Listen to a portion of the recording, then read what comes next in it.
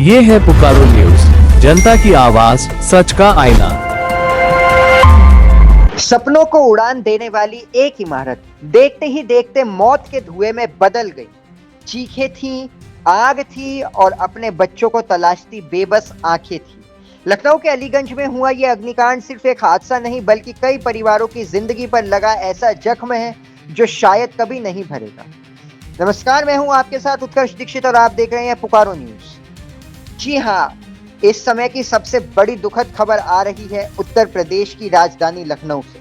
आपने बिल्कुल सही सुना, उत्तर प्रदेश की राजधानी लखनऊ का अलीगंज इलाका सोमवार को उस वक्त दहल उठा जब एक कोचिंग और ट्रेनिंग सेंटर वाली इमारत में भीषण आग लग गई। देखते ही देखते आग ने पूरी बिल्डिंग को अपनी चपेट में ले लिया। धुएं का गुबार इतना ज्यादा था कि अंदर मौजूद छात्रों और कर्मचारियों को बाहर निकलने का मौका तक नहीं मिल पाया। बताया जा रहा है कि इस बिल्डिंग में नीचे एक पेट केयर करके एक दुकान थी जिसमें अंदर बहुत सारे पेट्स यानी कि बहुत सारे जानवर भी थे जिनको भी सुरक्षित बाहर निकाला गया है और कुछ अंदर फंसे हुए हैं। प्रत्यक्षदर्शियों के मुताबिक आग लगने के बाद बिल्डिंग के अंदर अफरा तफरी मच गई। कई लोग खिड़कियों तक पहुंचे, कुछ ने जान बचाने के लिए ऊंचाई से छलांग लगा दी, जबकि कई लोग धुएं और आग के बीच फंस गए। राहत और दबाव दल मौके पर पहुंचा लेकिन तब तक बहुत देर हो चुकी थी।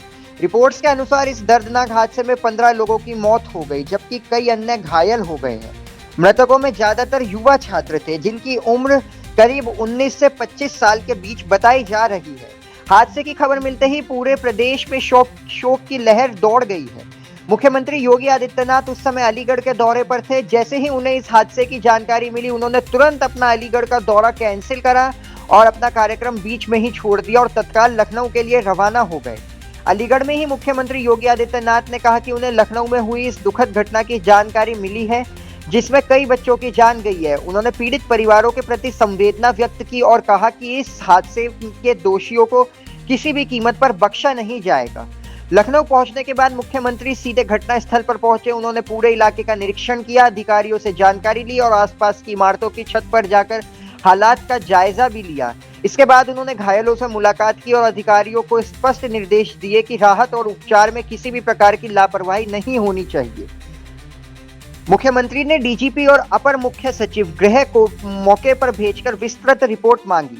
साथ ही इस पूरे मामले की जांच के लिए एक विशेष जांच दल यानी एसआईटी का गठन किया गया। एसआईटी को 7 दिनों के भीतर रिपोर्ट सौंपने के निर्देश भी दिए गए हैं। इस बीच सरकार ने बड़ी कार्यवाही भी की। शुरुआती जांच के बाद 3 लोगों को गिरफ्तार भी किया गया है और बिजली विभाग तथा विकास प्राधिकरण से जुड़े 4 अधिकारियों को निलंबित भी कर दिया गया है। प्रशासन अब ये बताने लगाने में जुटा है कि आखिर सुरक्षा मानकों में इतनी बड़ी चूक कैसे हुई। हादसे के बाद कई गंभीर सवाल भी उठ रहे हैं। क्या बिल्डिंग के पास जरूरी सुरक्षा मंजूरी थी? क्या फायर सेफ्टी के नियमों का पालन किया गया था? क्या इमरजेंसी एग्जिट मौजूद था? अगर नियमों का उल्लंघन हो रहा था तो संबंधित विभागों ने समय रहते कार्यवाही क्यों नहीं की? यही सवाल अब पूरे प्रदेश में गूंज रहे हैं। राजनीतिक प्रतिक्रियाओं की बात करें तो लोकसभा में नेता विपक्ष राहुल गांधी ने इस घटना को बेहद पीड़ादायक बताया। उन्होंने कहा कि हादसे में जान गंवाने वालों के परिवारों के प्रति उनकी गहरी संवेदनाएं हैं और वे घायलों के जल्द स्वस्थ होने की कामना करते हैं। समाजवादी पार्टी के राष्ट्रीय अध्यक्ष अखिलेश यादव ने भी घटना पर दुख जताया और कहा कि इस हादसे के कारणों की ईमानदारी से जांच होनी चाहिए ताकि भविष्य में ऐसी घटनाओं को रोका जा सके। उन्होंने सरकार से घायलों को सर्वोत्तम चिकित्सा सुविधा उपलब्ध कराने की मांग की है। वहीं दूसरी ओर बसपा प्रमुख मायावती ने भी इस घटना को अत्यंत दुखद बताते हुए कहा कि केवल आरोप प्रत्यारोप से ही काम नहीं चलेगा बल्कि ऐसी घटनाओं को रोकने के लिए सभी को मिलकर गंभीरता से काम करना होगा। प्रधानमंत्री श्री नरेंद्र मोदी जी ने भी हादसे पर गहरा दुख व्यक्त किया है। प्रधानमंत्री राष्ट्रीय राहत कोष से मृतकों के परिजनों को 2-2 लाख रुपए और घायलों को 50,000 रुपए की सहायता राशि देने की घोषणा भी की गई है। मुख्यमंत्री योगी आदित्यनाथ ने भी स्पष्ट किया है कि घायलों के इलाज की पूरी व्यवस्था सरकार करेगी और दोषियों के खिलाफ सख्त से सख्त कार्यवाही होगी। उन्होंने कहा कि जिम्मेदारी तय की जाएगी और किसी भी स्तर पर लापरवाही पाए जाने पर कठोर कदम उठाए जाएंगे। इतना ही नहीं, इस हादसे की गंभीरता को देखते हुए मुख्यमंत्री ने अगले दिन के अपने सभी सरकारी कार्यक्रम भी रद्द कर दिए ताकि वे पूरी तरह से इस मामले पर निगरानी रख सके। आज पूरा देश उन परिवारों के साथ खड़ा है जिन्होंने अपने बच्चों, अपने भाई बहनों और अपने सपनों को इस हादसे में खो दिया। लेकिन सवाल अभी भी वही है, क्या हर बार किसी बड़े हादसे के बाद ही सिस्टम जागेगा? क्या सुरक्षा नियम सिर्फ कागजों तक ही सीमित रहेगी? और आखिर उन मासूम जिंदगियों का जिम्मेदार कौन है जो अपने भविष्य को बेहतर बनाने के लिए उस इमारत में गई थी? आग सिर्फ एक इमारत में नहीं लगी थी, आग उन सपनों में लगी थी जिन्हें माँ बाप ने बरसों की मेहनत से सजाया था।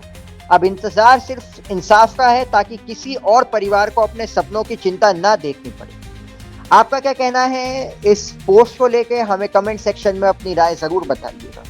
और ऐसे ही लेटेस्ट अपडेट्स के लिए हमारे चैनल यानी कि पुकारो न्यूज़ को ज़्यादा से ज़्यादा सब्सक्राइब कीजिएगा, वीडियो को ज़्यादा से ज़्यादा लाइक कीजिएगा, फ्रेंड्स और फैमिली के साथ शेयर कीजिएगा।